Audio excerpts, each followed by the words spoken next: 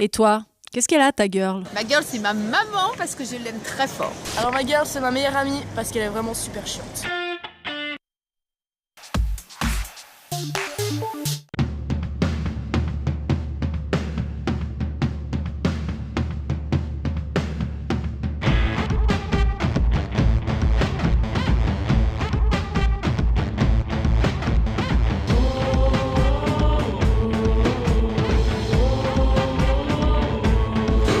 Mesdames et messieurs, n'ayez crainte, ceci n'est qu'une émission de télévision sur grand écran.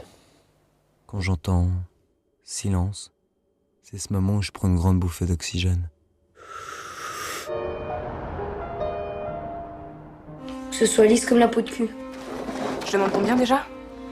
T'as refait toute la semaine, tu descends pas en dessous de 200. Moi, quand j'ai rendez-vous, c'est avec des gonzesses. J'ai même toujours les musiques de Gainsbourg dans la tête. J'arrête pas de me repasser la javanaise. Et j'ai toujours du plaisir à venir ici au festival, en tout cas. M'en fous de ta vie, moi! Interpréter le rôle d'un adolescent, et c'est peut-être ça qui était aussi un peu compliqué, quoi. Et à action. 3 mois et demi, mais t'es malade, hein, toi? Elle est au courant, la mère de Mel? Faut pas les dire. Attendez, c'est pas une décision qui vous regarde. La décision, c'est à moi de la prendre. C'est moi qui suis responsable de toi. Casey Motéclin, the stage is yours.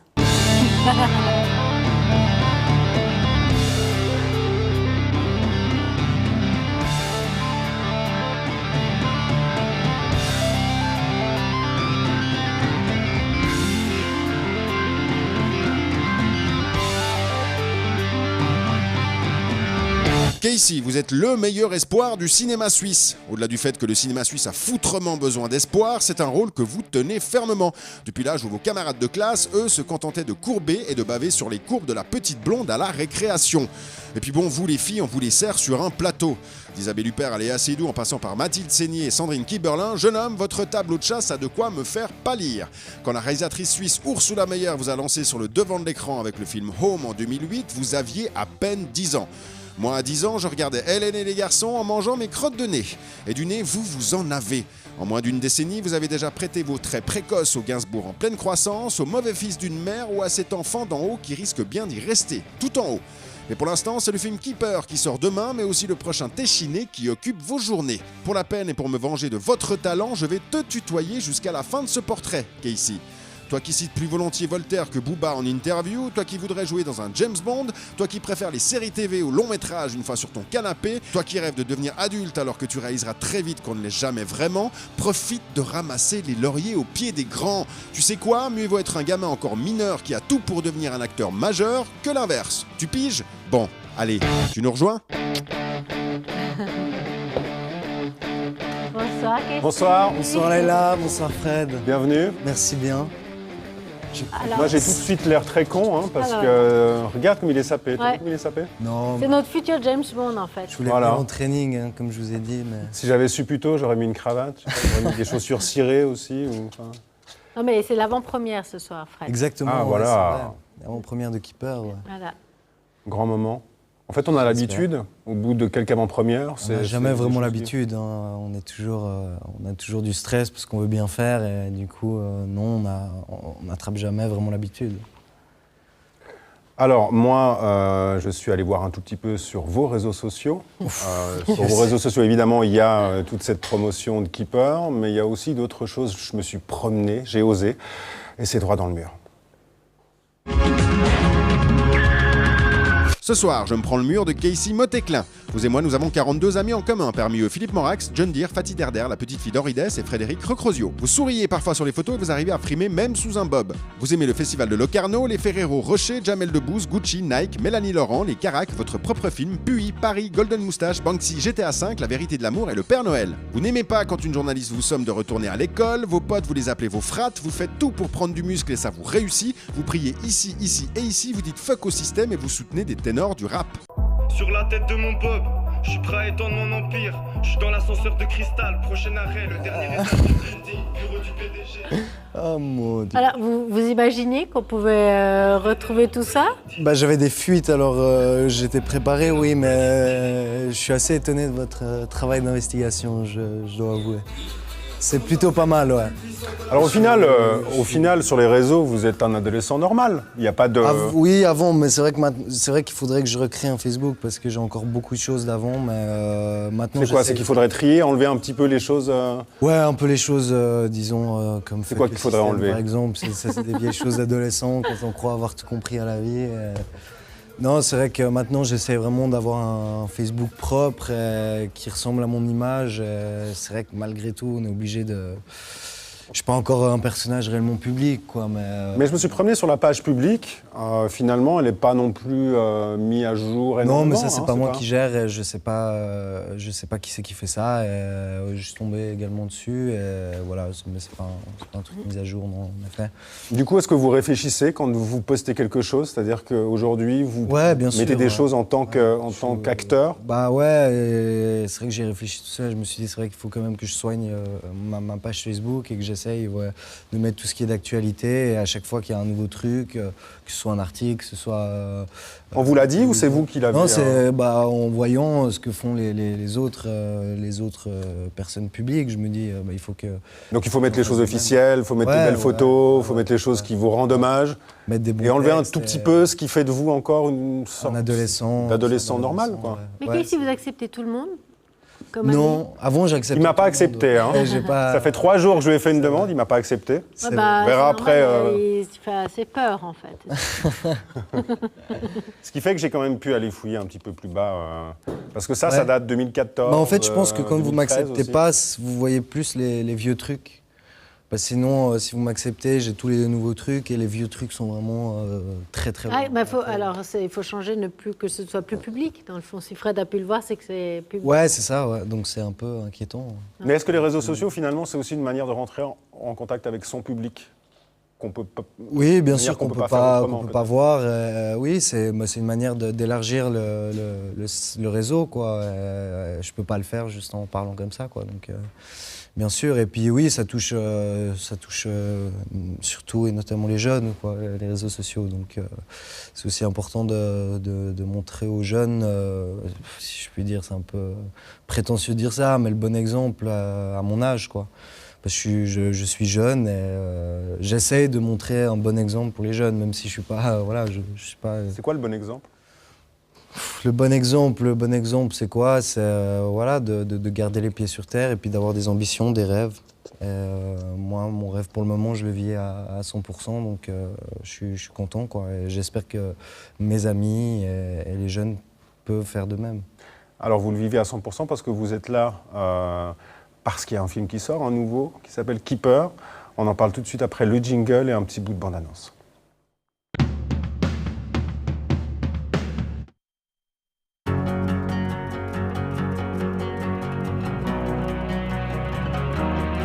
Et Tibbs, je peux te dire un truc, mais tu fermes ta gueule. Vraiment. Oui. Mais elle est enceinte. Bah putain. Tu vas me laisser tomber là? Mais non. Tu l'as pas dit à tes parents? Tu me jures? Ouais. Je vais devenir footballeur pro. Dans une grande maison, une grande piscine, une jacuzzi, hammam. On le garde. 3 mois et demi, mais t'es malade, hein, toi? Elle est au courant, la mère de Mel? Faut pas lui dire. Attendez, c'est pas une décision qui vous regarde. La décision, c'est à moi de la prendre. C'est moi qui suis responsable de toi. Ils vont pas finir leur vie ensemble. Casey, alors on est loin des films pour ados attardés. Hein.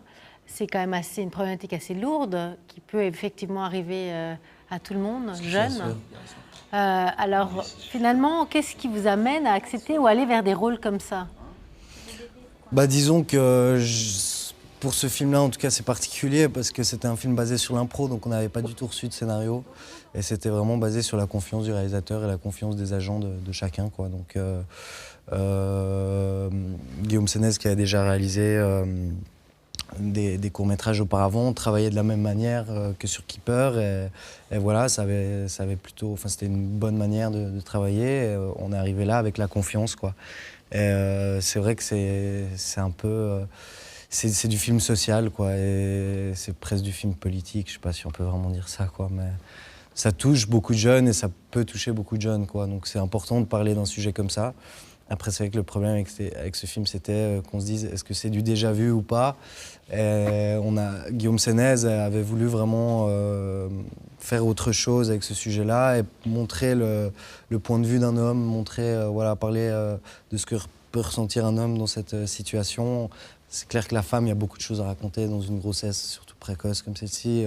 Beaucoup de choses à raconter. C'est pas facile pour une femme de porter un enfant, de vivre avec un enfant.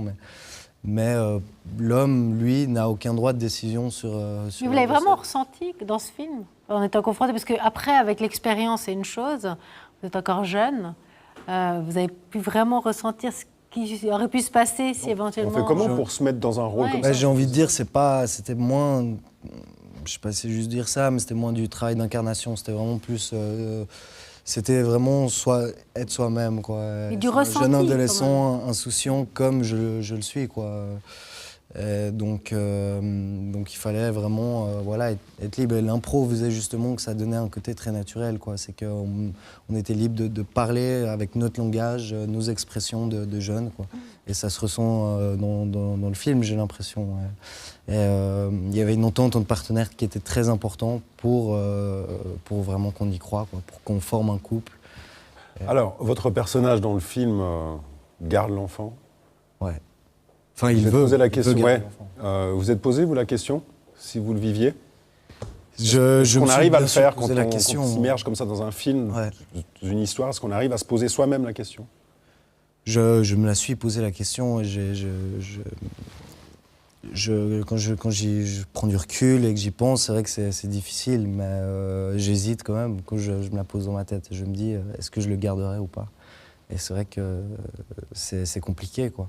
Je pense pas qu'on peut abandonner quelque chose comme ça, quelque chose d'aussi important, et se dire non du premier coup. Et je pense que, c'est clair que c'est une responsabilité énorme et qu'à cet âge-là, on s'en rend pas compte.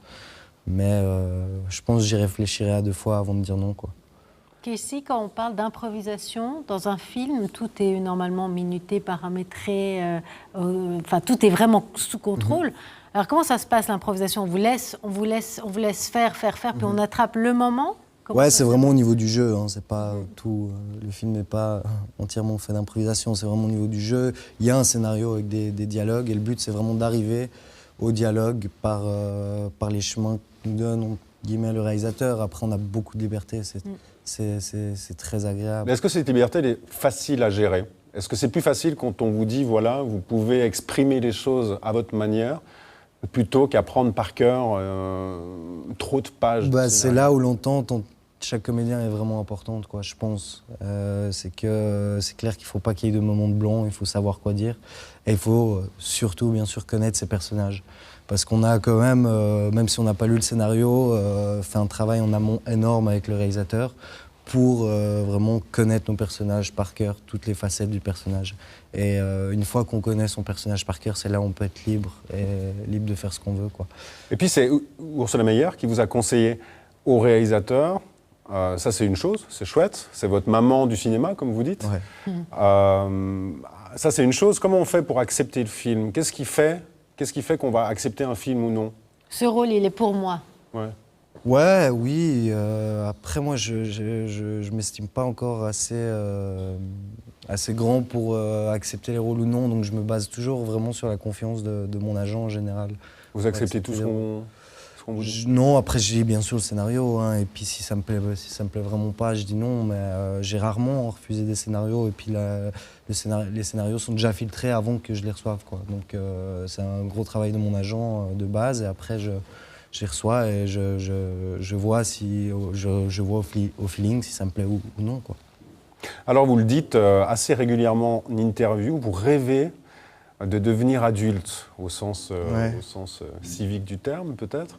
Est-ce que vous n'avez pas peur par contre de tomber finalement dans un vivier d'acteurs d'un jour à l'autre beaucoup plus grand? C'est-à-dire que là, vous faites encore partie des enfants stars, enfants acteurs, donc vous n'êtes pas si nombreux que ça en Europe.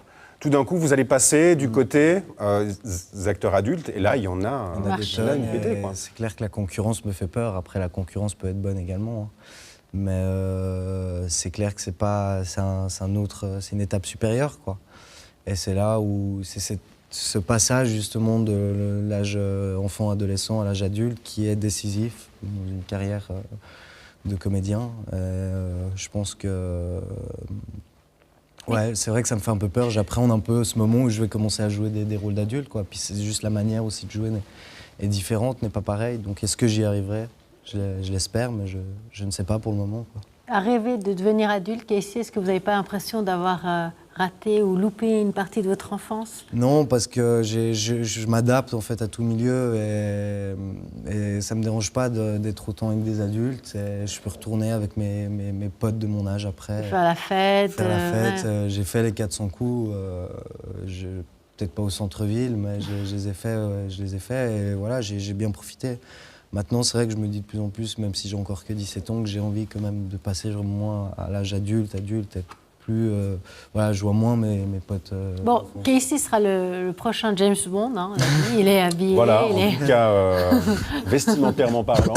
Voilà. Non, mais ça, c'est les États-Unis ou bien une carrière outre-Atlantique? C'est un rêve, hein, mais c'est un rêve. Est-ce que vous parlez anglais? J'ai des bases d'anglais car mon père est américain, mais je n'ai pas un anglais assez performant pour aller aux États-Unis. Mais les grandes productions comme ça vous fait rêver? Bah, ça fait rêver, mais... Être croupier dans un film de James Bond, par exemple. On n'a pas besoin de savoir trop l'anglais non plus. Non, mais voilà, c'est un monde différent, quoi. C'est un monde... c'est la même manière de travailler, mais enfin, c'est plus professionnel, mais c'est quand même du cinéma. Mais après, c'est vrai que c'est... C'est le show business, quoi. C'est le vrai show business. Mais moi, c'est même pas le showbiz qui m'attire, quoi. C'est juste de voir les moyens qu'on peut avoir en notre disposition pour jouer. Ça, je trouve ça incroyable. C'est vrai que le cinéma français, c'est difficile aujourd'hui, quoi. Il n'y a pas beaucoup de moyens. C'est vrai que des fois, ça se ressent lors du tournage, quoi. Les productions stressent pour que ça aille vite, pas qu'on perde du temps, pas qu'on ait des heures sup, etc.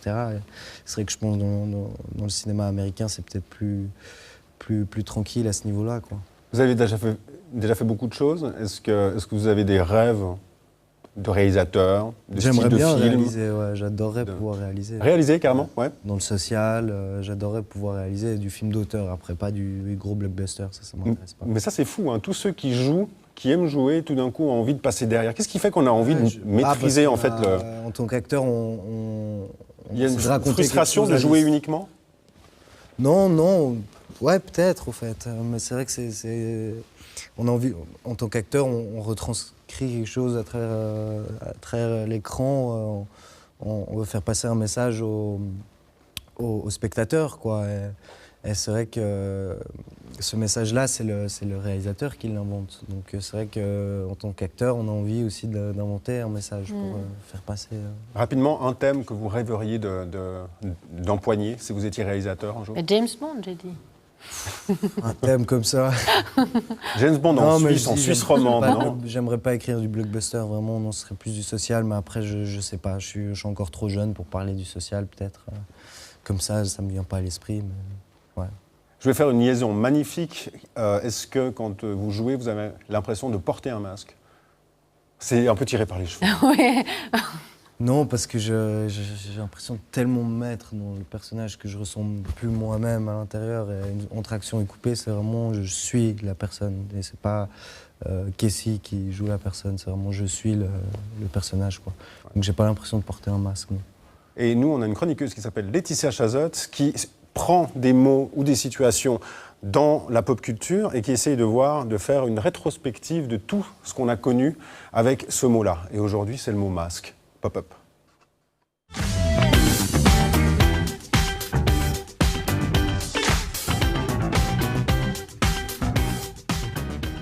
Le masque.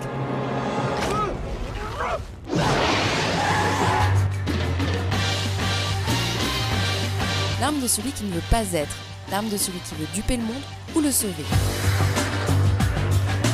Du super-héros à la manque, au braqueur de banque, on veut paraître apparent mais disparaître sous les traits. Un marécage de mystère jusqu'au maquillage de Miss Monde. Le masque dans l'anonymat ou la beauté sous mascara. L'avantage des visages qui défigurent, nous sommes tous des figurants dévisagés, au propre comme au figuré. Le masque est un film, le masque est un fantasme, le masque est un art. We're lost in this masquerade. the mask. Se cacher pour mieux s'en défaire, mais c'est le courage qui peut mieux faire. Aimer, désirer, détester, admirer, dénoncer, redouter, ce qu'on nous force à deviner. Le grand bal déplanqué comme une ode à l'uniforme ou comme une mode qui déforme.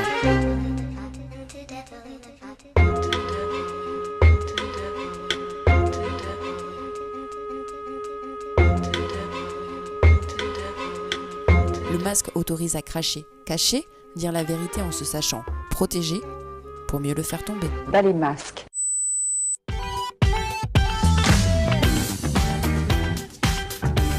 Donne-moi ton masque. Donne-moi ton masque. Bon, la question à 2 francs, ce week-end c'est Halloween. Vous avez un masque? Non, je ne fais plus trop Halloween. Vous fêtez pas Halloween? C'était Halloween. Et si vous deviez jouer un super-héros avec un masque, ce serait qui? Batman, peut-être. Batman? Ouais. Il est toujours en costard, en fait, c'est ça? Bruce Wayne, il est aussi super bien sapé. C'est bien, en fait, c'est vraiment le rôle pour pouvoir mettre le personnage. Mais vous me donnerez après le nom du... Comment on dit?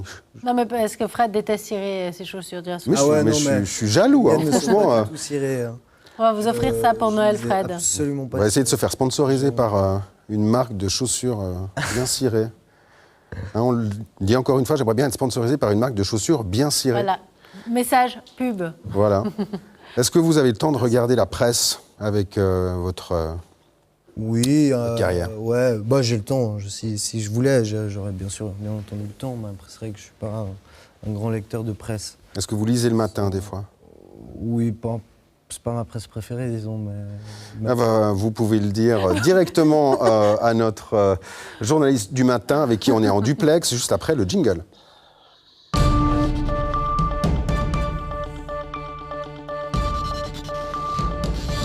Bonjour, Laurent Ziebenman. Ah, j'avais peur que ce soit Monsieur Wolf. Alors, nous allons parler de choses positives. Oui, ah bah tiens. Avec les MTV Europe Music Awards. Alors vous me direz que le sujet est plutôt léger, mais on va parler plutôt de Pharrell Williams qui a eu une bonne initiative. Il a dédié sa chanson Freedom aux migrants. Il a estimé que c'était une bonne occasion pour crier « Laissez-les entrer en Europe ». Pharrell Williams a motivé cet appel qu'il a lancé en expliquant que c'est une discussion difficile, mais que, par exemple, l'Amérique s'est construite avec les migrants.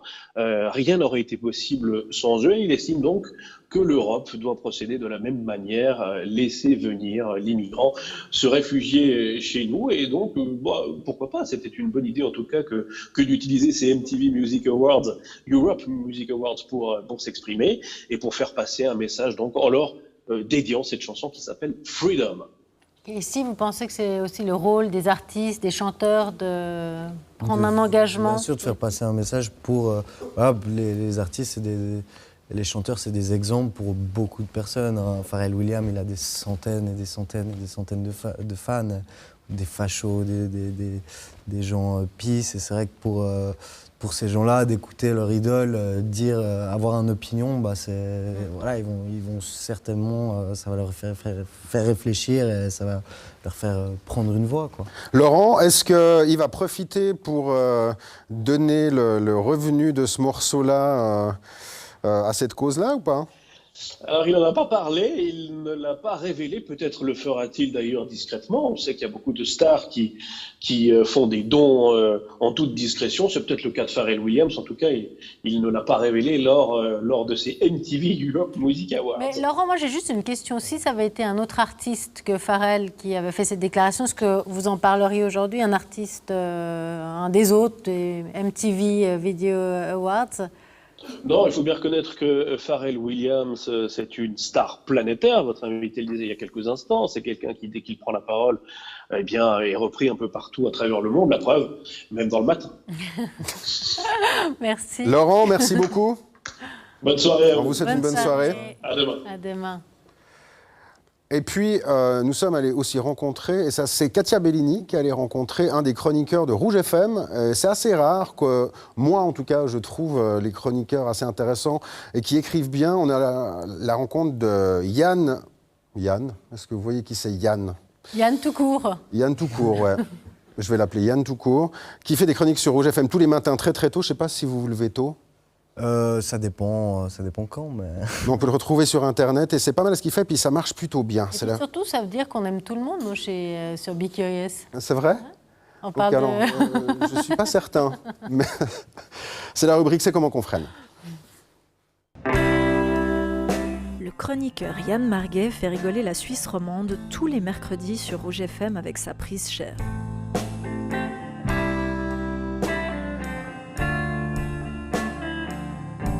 Bon, mais si on allait s'en prendre une.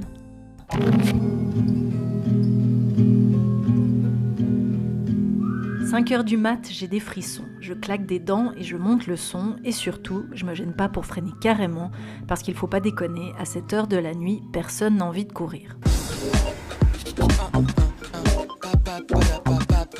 5h20 pile poil, c'est l'heure à laquelle tous les mercredis, Yann Marguet sort de son appartement lausannois pour se rendre tant bien que mal dans les studios de Rouge FM, histoire de faire prendre cher à quelques institutions, modes ou manies qui le défrisent. Depuis la rentrée, ses chroniques grinçantes et poilantes sont désormais filmées et rencontrent un joli succès sur le web. Moi, j'ai toujours été habitué à me plaindre pour faire rire les autres. Donc du coup, naturellement, le premier truc auquel j'ai pensé, c'était en gros, d'essayer de flinguer un truc que les gens aiment bien. Hein, ce petit moment où vous dites au serveur... Ah oui, il est très bien, oui. Et que le serveur vous répond... Ah, pardon monsieur, je m'aperçois à l'instant qu'il y a un bouchon entier qui flotte dedans. Il y a les TL qui sont une grande source d'inspiration, dont le catalogue de vannes se remplit à chaque trajet en bus. C'est là que je comprends toujours pas comment on faisait, comment on fait, comment on faisait. Vincent Puchon pour écrire tous ces trucs à 5h du matin. Que celui-là me jette la pierre, monsieur. Mais le fou épris de désir pour des faveurs qui ne lui sont pas dues risquera d'entendre ces mots le couper dans un envol que seuls des oiseaux de plus haut ramage sont autorisés à tenter. Monsieur, vous n'avez pas de faute et ici, hein? Maintenant, c'est 75 francs d'amende et vous retournez vous asseoir avec les merdes, hein? Mesdames et messieurs, nous arrivons à l'heure. Oui, c'est clair qu'à 30 ans, je ne m'attendais pas encore à ce qu'on vienne me chercher pour me proposer d'être payé pour dire des sottises. Donc je faisais il y a encore 2 ans une thèse en criminologie. Bon les enfants, vous préférez aller voir Mémé au Jura ce week-end ou bien partir 2 ans en Croatie?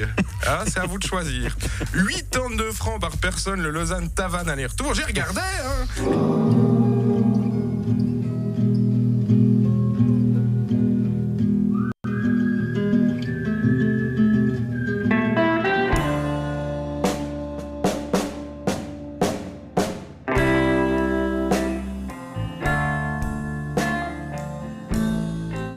Ok, ici, l'avant-première de Keeper, vous êtes dans le moment présent, vous êtes déjà en train de réfléchir à la suite, au prochain film avec André Téchiné.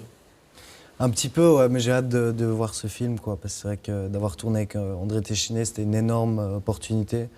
Et, si ce film marche bien, c'est vrai que ça peut m'apporter énormément, quoi. Donc, c'est vrai que les films de Téchiné sont vus par tout le gratin français du cinéma. Donc, Et en plus, avec un rôle de nouveau pas facile, en tout cas à tourner, j'ai lu que c'était un peu compliqué pour vous de jouer le rôle d'un homosexuel.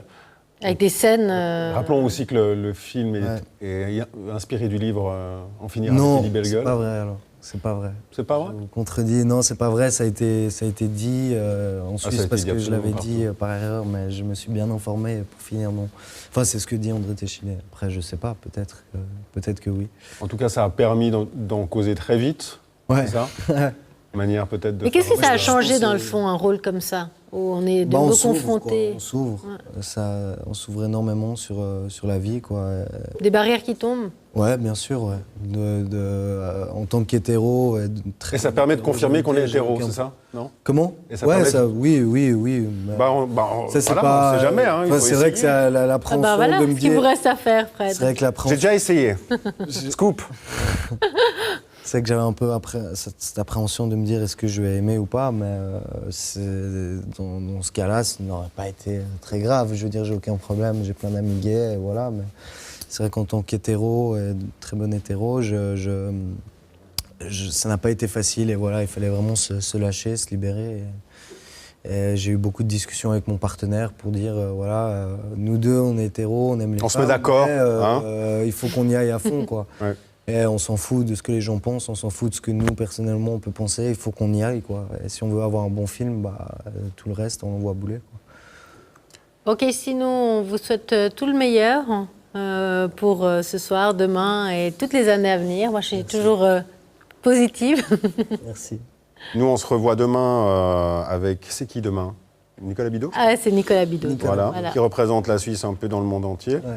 Que vous devez connaître aussi. Et puis, on va vous laisser 30 secondes. Vous avez cette caméra là-bas. 30 secondes. 30 secondes où vous pouvez dire absolument ce que vous voulez. On va vous laisser tout seul. Vous me laissez tout seul. On vous laisse aussi le chien, à la limite. Vous pouvez faire ce que vous voulez. Je dis toujours qu'il faut le laisser devant. Pour être présentateur. Et on vous laisse gérer la fin de l'émission. Au revoir, merci. Bonsoir à tous. Kessie Motte-Klein, à l'appareil. Non, qu'est-ce que je peux dire? Non. Écoutez, comme je dis souvent, si vous voulez me souhaiter quelque chose, ce serait de garder les pieds sur terre. J'espère que je peux y arriver. Et j'ai de très bons amis pour ça. Et j'espère surtout que voilà, tout le monde entier se porte bien. Et que c'est très gênant de parler tout seul devant une caméra. Je ne serai jamais présentateur télé. Non, bonjour à tous et merci si vous suivez un peu mon actualité. Je ne vais pas trop parler de moi non plus, je ne sais pas. Voilà, j'espère que vous allez tous bien. À bientôt.